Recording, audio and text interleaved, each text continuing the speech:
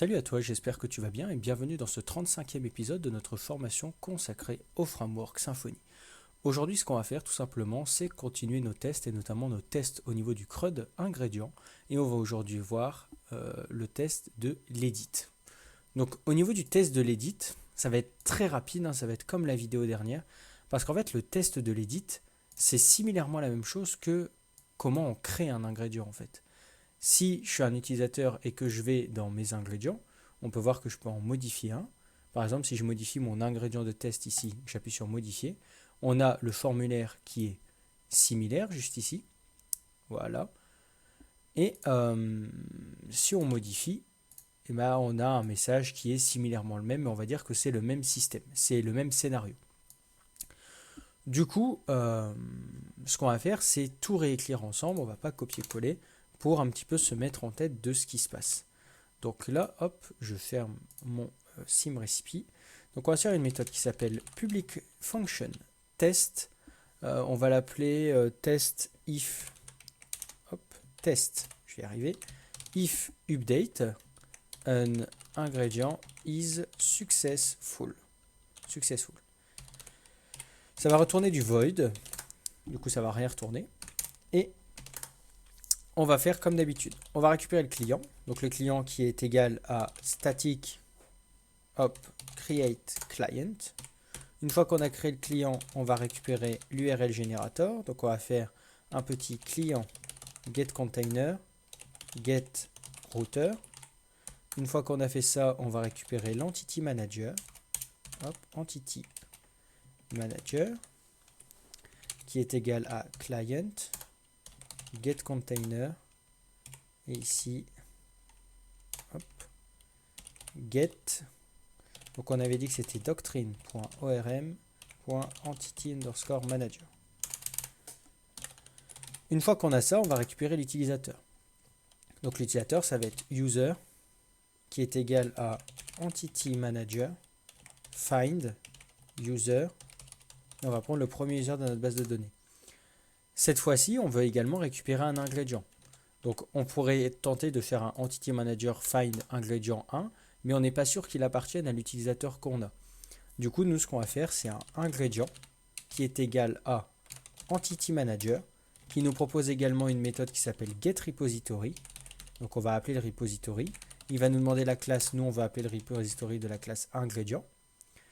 Et ensuite, du coup, on a toutes les méthodes que l'on connaît du repository. Donc celles qu'on aurait potentiellement pu implémenter nous-mêmes, mais également les méthodes de base, à savoir find, find one by, find by, etc., etc.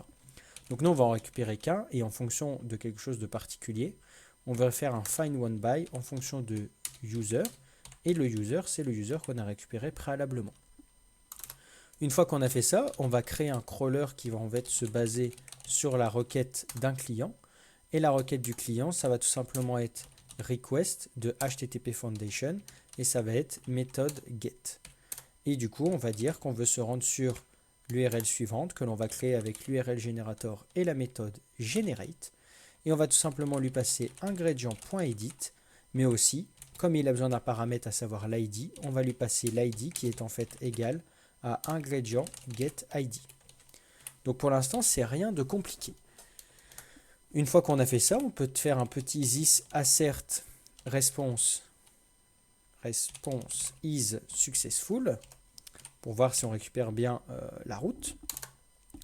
Une fois qu'on a fait ça, on peut créer le formulaire et lui dire tout simplement que le formulaire il est égal au crawler qui fait un filtre pour trouver le formulaire qui nous intéresse. Donc un formulaire avec un nom qui est égal à ingrédient, donc similaire que pour le create. Et on a également la méthode form, on va pouvoir remplir les différents paramètres. Donc ça, je vais quand même les copier-coller parce que c'est vachement chiant. Hop. Donc on a un ingrédient et floatval33. Nous, on va mettre un ingrédient de floatval34. Hop. Ensuite, ce qu'on va faire, c'est un client submit et on va soumettre le formulaire. Une fois qu'on a soumis le formulaire, ce qui se passe, c'est qu'on va faire un assert response statut code same. Donc là, nous, on va s'attendre pareil à avoir un statut code qui est HTTP found found. Ensuite, on va lui dire qu'on veut follow le redirect. Très bien. Et ensuite, on va tout simplement dire que assert selector text contain, donc pour comment on appelle ça, la div alert success. Donc là, on va prendre la même chose parce que pareil, c'est chiant de tout remarquer. On va faire votre ingrédient a été modifié avec succès, car c'est ce qui est en fait marqué juste ici, hein, je le rappelle. Hop. Et ensuite, on va simplement lui dire, vérifie bien qu'on est sur la route que l'on souhaite, à savoir route same, et on veut être sur ingrédient.index vu qu'on a été redirigé vers cette route. On va tester et on va voir si ça fonctionne. Donc là, il nous donne une erreur. Quelle est cette erreur? Fail asserting using that response is successful. Très bien. Donc on a une petite erreur. Et ici au niveau de la ligne 79. Donc là, il nous dit que ça pue un petit peu. Donc pourquoi ça pue? Effectivement, j'ai oublié, logique, de faire un client login user. J'espère que tu l'as vu. J'avais fait ça pour voir si tu suivais, bien sûr. Ça paraît évident. Donc on va retester, hop, et on va voir si ça corrige l'erreur. Et effectivement, ça corrige l'erreur. Donc tu vois que le système est similaire. Voilà, on commence un petit peu à intégrer réellement comment tester les différents objets qui sont mis à notre disposition. On commence vraiment à être à l'aise avec ça. Donc, j'ai pas grand chose de plus à te dire pour le test au niveau de l'update. Donc, si ça t'a plu, n'hésite pas à liker tout d'abord, voir la suite de la formation ou même les vidéos qui ont été faites avant. N'hésite pas à t'abonner, à partager avec des gens que tu connais qui veulent apprendre Symfony.